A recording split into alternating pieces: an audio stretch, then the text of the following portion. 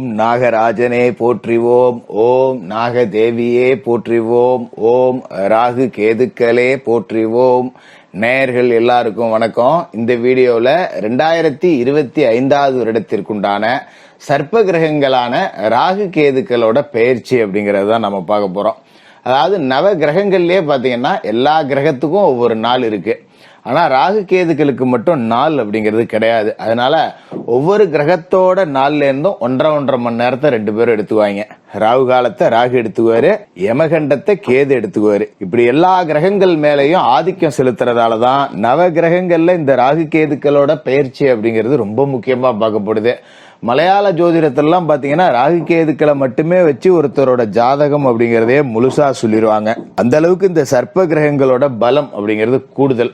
சர்ப்ப கிரகங்கள் அதாவது ராகு விஷ பாம்பு, கேது விஷமற்ற பாம்பு. 2025வது வருடத்துல மே மாசம் 18ஆம் தேதி ராகு கேதுக்களோட பெயர்ச்சி அப்படிங்கிறது இருக்கு. விஷப்பாம்பு ராகு மீனராசியிலிருந்து கும்பராசிக்கு, குருவோட வீட்டுல இருந்து சனியோட வீட்டுக்கு போகுது. விஷமற்ற பாம்பு கேது கன்னிராசியிலிருந்து சிம்மராசிக்கு, அதாவது புதன் வீட்டுல இருந்து சூரியனோட வீட்டுக்கு போகுது. இந்த கிரகங்களோட பெயர்ச்சியால உங்களோட ராசிக்கு என்ன கிடைக்க போகுது, என்னென்ன பலன்கள் அப்படிங்கறத பார்த்துருவோம். விருச்சிக ராசி நேயர்களே, ராகு கேது பெயர்ச்சி 2025.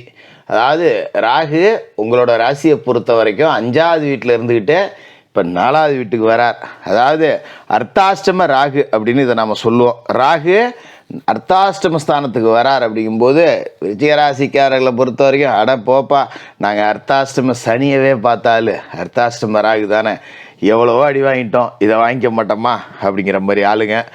ஆனா பயப்படாதீங்க. ஏன்னா ராகு அர்த்தாஷ்டமத்துல சும்மாலாம் வரல, குரு பார்க்க புனிதப்பட்டு போய் வரார். அதாவது ஒரு கெட்டவன் திருந்தி நல்லவனா வந்தா எந்த அளவுக்கு நல்லவனா இருப்பான், நேரடியா நல்லவனா இருக்கிறவனை விட பட்டு திருந்தினவன் தான் அதீத நல்லவனா இருப்பான்.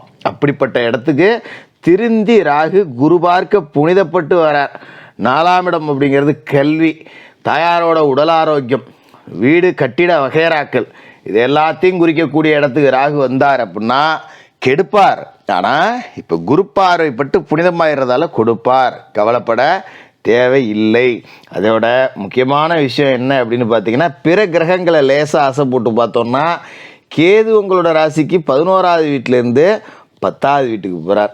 அதாவது 10ல் ஒரு பாவி இருக்கணும் அப்படின்னு சொல்லுவாங்க இல்லையா, அப்படிப்பட்ட பாவியான கேது 10வது வீட்டுக்கு போறாருங்கிறதும் நல்லது. சனி உங்களோட ராசிக்கு 4வது வீட்டுல இருந்து 5வது வீட்டுக்கு போடுவார் இந்த காலகட்டத்தில். ஏன்னா அர்த்தாஷ்டம சனி உடல் ஆரோக்கியத்தை பாதிச்சு உங்களை போட்டு அடிச்சு துவைச்சு உடம்புல தெம்பே இல்லடா, உடம்புல தெம்பு இருந்தா கூட நான் எதா இருந்தாலும் சமாளிச்சிருவேன், உடம்புல சத்து இல்லையங்கிற அளவுக்கு சரி பண்ணி போட்டு அடிச்சிருப்பாரு. இப்போ அவரும் 5வது வீட்டுக்கு போயிடுறாருங்கிறதால பூர்வ புண்ணிய ஸ்தானத்துல சனி, கெஞ்சினாலும் கிடைக்காத பஞ்சம சனி, இது எல்லாமே உங்களுக்கு நல்ல அமைப்பு தான். குரு பகவான் உங்களோட ராசிக்கு 7ல் இருந்து 8க்கு போயிடுறார். அதாவது அஷ்டமத்து குருவா போயிடுறார். உங்களோட ராசி அதிபதி செவ்வாய்க்கு நெருங்கிய நட்பு கிரகமான அவரு 8ஆம் இடத்துல போய் உட்கார்றார். ராசிக்கு 2க்கும் 5க்கும் அதிபதியான குரு அஷ்டமத்துல அகப்படுறாருங்கிறப்ப கொஞ்சம் காசு பணம் வர்றதுல திணறும். ஆனா குரு இருக்கிற இடத்த விட பார்க்கறதுக்கு இடத்துக்கு பலன் கூட பார்த்தீங்களா, அதை உங்களுக்கு நாம பின்னாடி விரிவா பேசுவோம். இப்ப ராகு கேதை பார்ப்போம் நம்ம. அதாவது ராகு 4ஆம் இடத்துக்கு புனிதப்பட்டு வரார் அப்படிங்கிறதால உங்களோட தாயாருக்கு உடல் ஆரோக்கியத்தில் இருந்த பிரச்சனைகள் சரியாகும். அப்பப்போ பிரச்சனைகள் வரும். ஆனால் பெரிய ஒரு ஆப்ரேஷன் பண்ணணும், 3 லட்சம் வேணும், 4 லட்சம் வேணும், நான் எங்கடா போய் நிற்கிறது அப்படிங்கிற அளவுக்குலாம் வராது. ஏதோ 1000-500 போட்டு ஆஸ்பத்திரிக்கு போகிற மாதிரி இருக்கும். கொஞ்சம் தாயாரோட உடல் ஆரோக்கியத்தில் அக்கறை அப்படிங்கிறது இருக்கணும். ஒரு சொந்த கட்டிடம் கட்டிடலாம் ராகு புனிதப்பட்டு போகிறதால் அப்படிங்கிறதால. அப்போ சொந்த வீடு கட்டணும் அப்படின்னு நினைக்கிறவங்க இந்த ராகு கேது பயிற்சி காலகட்டத்தில் நிச்சயமா கட்டலாம். இதே காலகட்டத்தில் சனி பகவானும் பூர்வ புண்ணியஸ்தானத்தில் இருக்கார் அப்படிங்கிறதால பூர்வீக சொத்துல வீடு கட்டணும்னு நினைச்சாலும் சரி, இல்லை பூர்வீக சொத்தை வித்துட்டு வெளியில் எங்கேயாவது அவுட்டரில் ஒரு இடத்த வாங்கி ஒரு வீட்டை கட்டணும் அப்படின்னு நினைச்சாலும் சரி, அது எல்லாத்துக்குமே இது ரொம்ப உகந்த நேரமாக இருக்கும். அதுமாரி கேது பார்த்தீங்கன்னா 10ஆம் இடத்துல இருக்கார். தொழில்ஸ்தானம் கர்மஸ்தானம் அப்படிங்கிற இடத்துல ஞானகாரகன் கேது இருக்கார் இல்லையா, உங்க தொழில் ரீதியான அறிவு அப்படிங்கிறது உங்களுக்கு உச்சத்தை தொடும். நீங்க என்ன தொழிலில் இருந்தாலும் சரி, தொழில் ஒன்று நடத்திக்கிட்டு இருக்கேன், பெருசாக முன்னுக்கு வரல, நானும் என்னென்னமோ பண்ணி பார்க்குறேன், 24 மணி நேரமும் உழைச்சி பார்க்குறேன், யோசிச்சு பார்க்குறேன், எதுவுமே புதுசாக தோணலை அப்படிங்கிறவங்களுக்கு இப்போ தொழிலை எப்படி கொண்டு போகணும், இந்த ரூட்டில் தான் நம்ம போகணும், இவ்வளோ நாளாக கட்டி புரண்டது எல்லாமே வேஸ்ட்டு, நம்ம கொஞ்சம் மாற்றி யோசிக்கணும் அப்படின்னு தொழிலை அடுத்து எப்படி கொண்டு போகலாங்கிற சிந்தனையில் உங்களுக்கு தெளிவு பிறக்கும். அப்பா இதாண்டா நம்ம தொழில் இப்படி தாண்டா போகணும் அப்படின்னு ஐடியாவை கண்டுபிடிச்சி அதை நோக்கி பயணம் செய்ய ஆரம்பிச்சிருவீங்க. தொழிலில் கொடிகட்டி பறக்கலாம். ஏன்னா கேது ஞான காரகன். நம்ம தொழில் விருத்திக்கு என்னதான் யோசித்தாலும் மண்டைக்கு உரைக்காத அந்த ஐடியா இப்போ கிடைச்சிரும். இதனால் தொழில் ரீதியாக முன்னுக்கு வரலாம். அதுமாரி ஒரு இடத்துல வேலை செய்கிறீங்க அப்படின்னா இப்போ உங்களோட யோசனை அப்படிங்கிறது நீங்கள் வேலை செய்யக்கூடிய கம்பெனிக்கு அவசியம் தேவைப்படும். பெரிய பிரச்சனை, ஆஃபீஸே கல்லோலப்பட்டுக்கிட்டு இருக்கும். மேனேஜர்லேருந்து முதலாளியிலேருந்து பெரிய பெரிய உங்களுக்கு மேலே வேலை செய்கிற ஆட்கள் அதிகாரிகள் எல்லாமே கடந்து தடுமாறுவாங்க. ஐயோ என்ன பண்ணுறது ஏது பண்ணுறது அடுத்து என்ன செய்ய போகிறோம் அப்படின்னு. ஆனால் போகிற போக்கில் ஒரு யோசனையை சொல்லுவீங்க, சார் இது இப்படி தான் சார், ஏன் சார் இதுக்காக சார் இவ்வளோ கஷ்டப்படுறீங்க, விடுங்க சார் நான் பார்த்துக்கிறேன் அப்படின்னு. அப்படியே ஆச்சரியப்பட்டுருவாங்க. ஏடா ஆமாம் இல்லை இவர் சொல்கிறதாயா சரி, இதுதான்யா செய்யணும், இவனை போய் இவ்வளோ நாள் நாம் கொஞ்சம் குறைச்சி மதிப்பிட்டோமே அப்படின்னு சொல்லிட்டு உங்களோட யோசனையால் நீங்கள் வேலை செய்கிற இடமே சுபிச்சமாக இருக்கும். அது மூலியமாக நீங்களும் சுபிச்சமாக இருப்பீங்க. அதுமாரி இந்த காலகட்டத்தில் விருச்சிக ராசிக்காரர்களை யார் வேலைக்கு வச்சுருக்காங்களோ அவங்க கொடிகட்டி பறக்கலாம். விருச்சிக ராசிக்காரர்கள் ஒருத்தருக்கு 1 லட்சம் சம்பாரித்து கொடுத்துட்டு அவங்கள்ட்டேருந்து 20,000 வாங்கிக்கலாம். 10,000 வாங்கிட்டு இருந்தால் இப்போ 20,000 ஆகிடுச்சு. ஆனால் சம்பாரித்து கொடுத்துட்டேன்னு விருச்சிக ராசிக்காரர்களை வேலைக்கு வச்சுருக்கவங்க இந்த காலகட்டத்தில் பெரிய ஆட்கள் தான்.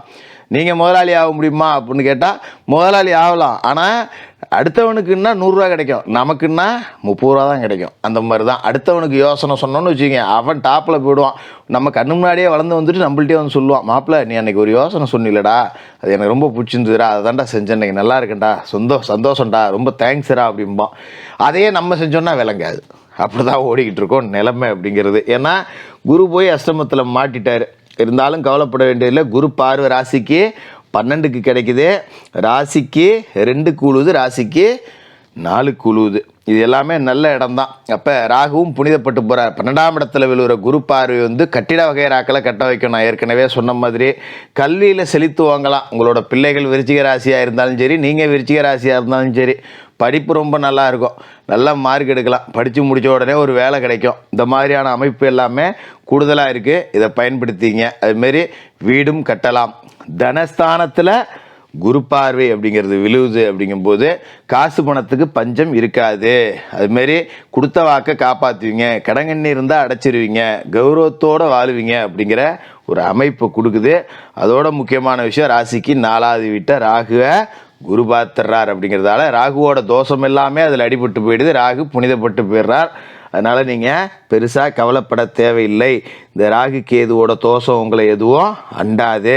இருந்தாலும் குரு போய் அஷ்டமத்தில் மாற்றார். தன பஞ்சமாதிபதி 2 முக்கியமான இடத்துக்கு சொந்தக்காரரான ஒரு அஷ்டமத்தில் மாற்றார். அப்படிங்கும்போது கொஞ்சம் காசு போன விஷயத்தில் கராராக இருங்க. யார்கிட்டயாவது கொடுத்துருந்தாலும் முறைப்படி எழுதி வாங்கிக்கிங்க. யார்கிட்டயாவது வாங்கியிருந்தாலும் சரியான நேரத்தில் வட்டி கொடுத்துடணும். ஒரு ஜாமான் இஎம்ஐயில் வாங்குகிறேன், கட்ட மறந்துட்டேன் டேட்டுக்கு, அதுக்கு 4 மடங்கு வட்டி போட்டு கட்டிக்கிட்டு இந்த மாதிரி வெள்ளம் வச்சுக்கூடாது. கொடுக்கல் வாங்கல்ல கவனமாக இருந்தால் கொடிகட்டி பறக்க போகிற ஒரு காலகட்டம் தான் இந்த ராகு கேது பயிற்சி. விருச்சிக ராசிக்காரர்களுக்கு வாழ்த்துக்கள்.